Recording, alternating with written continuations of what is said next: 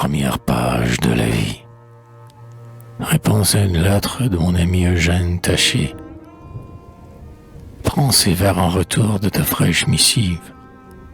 Ce sont petites fleurs qu'en secret je cultive, et qui n'ont, je le sais, ni parfum, ni couleur.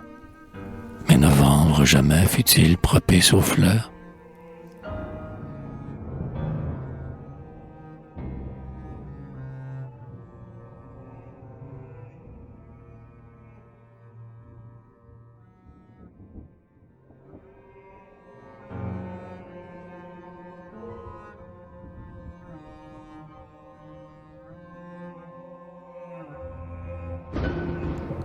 Ce soir, pensif et seul, j'écoutais près de l'âtre le rire pétillant d'une flamme folâtre. Je disais en penchant mon front pâle d'ennui, toute chose en ce monde a besoin d'un appui. Le pétrole bleu s'attache à l'algue qui surnage, la vigne qui fléchit se suspend au treillage, et la nuit en feu, noir groupe de démons, va s'abattre en tonnant sur la pointe des mots. Je voudrais reposer aussi mon front qui penche. Oui, j'ai besoin d'une âme où la mienne s'épanche, d'une âme de mon âge, à l'instinct noble et bon. Et mes lèvres soudain ont prononcé ton nom. Je t'appelais, ma mère ouvrit ma porte close. Riante, elle agitait, au bout de son doigt rose, un petit carreau blanc de timbre constellé. Ma main pour le saisir aussitôt a volé, comme un enfant après la vive luciole. Adieu, mon spleen anglais, le noir vautour s'envole. Penché sur l'âtre même à la fauve clarté, j'ai dévoré ta lettre avec avidité.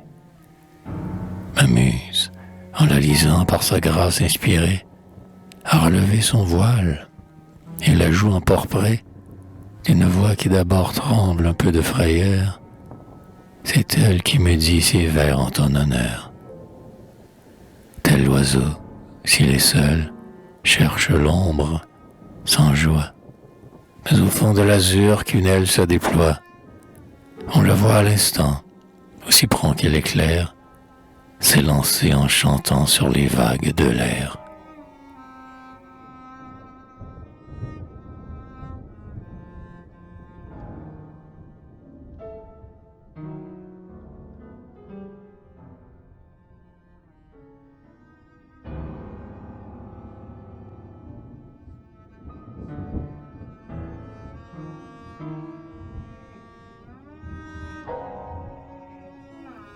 Tu m'écris, que fait donc l'amitié dans ton âme?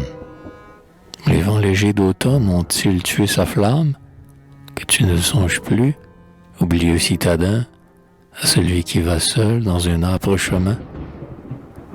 Faudra-t-il que je dise, ô la pensée impie, que mon ami d'enfance, âme éprouvée, oublie, ainsi qu'une aube d'or notre printemps vermeil? Cher Eugène, causons de ces jours de soleil, où, plus brillants 100 fois qu'un essaim qui s'envole, nous renversions nos bancs en sortant de l'école. Nous n'avions pas encore vu 14 moissons.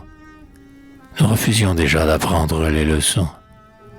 Est-ce là, disions-nous, l'œuvre de jeunes hommes? Mais le monde jamais ne saura que nous sommes. Non, c'est au grand jour qu'il nous faut travailler. Quand l'oiseau dans sa cage apprit-il à voler? Et la gloire, où luit-elle? Est-ce à l'école sombre? La gloire est une fleur qui ne croit point à l'ombre. Elle aime les hauts lieux, colonnes, piédestaux, et quelquefois, dit-on, le sommet des tombeaux. Il faut, pour l'accueillir, s'élever dès l'aurore, aux yeux du monde, au bruit de sa clameur sonore. Car la gloire est coquette, et cette étrange fleur veut qu'on l'accueille au bruit d'un murmure flatteur.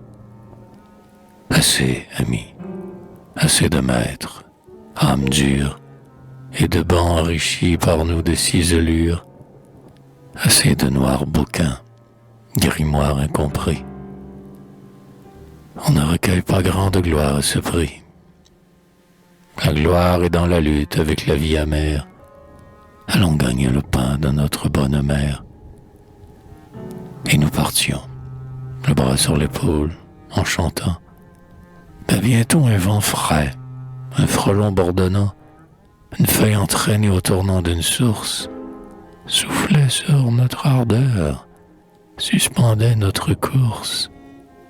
Et quand le jour nouveau ramenait le matin, nous reprenions sans bruit l'affreux livre latin.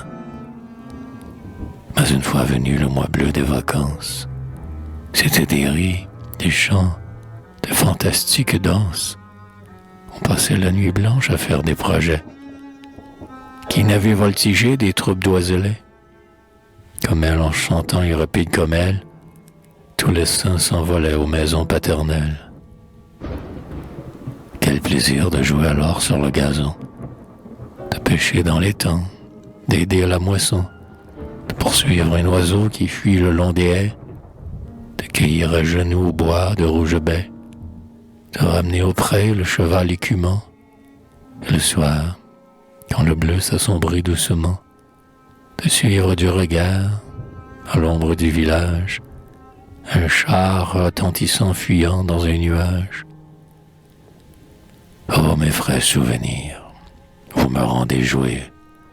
Surtout, je me souviens de ce mois où tous deux, à travers les grands blés pressant nos pas agiles, courbés, inaperçus sous les épis mobiles, à l'heure où les oiseaux s'enfoncent dans le mur, nous volions détacher la nef au lac d'azur. Nous n'étions pas de ceux qui rasent le vieux rivage, tremblant comme une femme à l'aspect d'un nuage. Enfant, soit, il fallait nous voir au sein des flots, gouvernés aussi droits que de vieux matelots. Jouets d'un souffle d'air, d'une voix argentine, nous chantions, enivrés par la brise marine. Entre chaque refrain, c'était de longs propos, sur les vers alentours et la grotte aux échos, et sur le couchant d'or qui dans l'eau se reflète. Car nous étions déjà, toi peintre, moi poète. La barque cependant, sur un lac sans rocher, au milieu des glaïeuls échouait sans danger.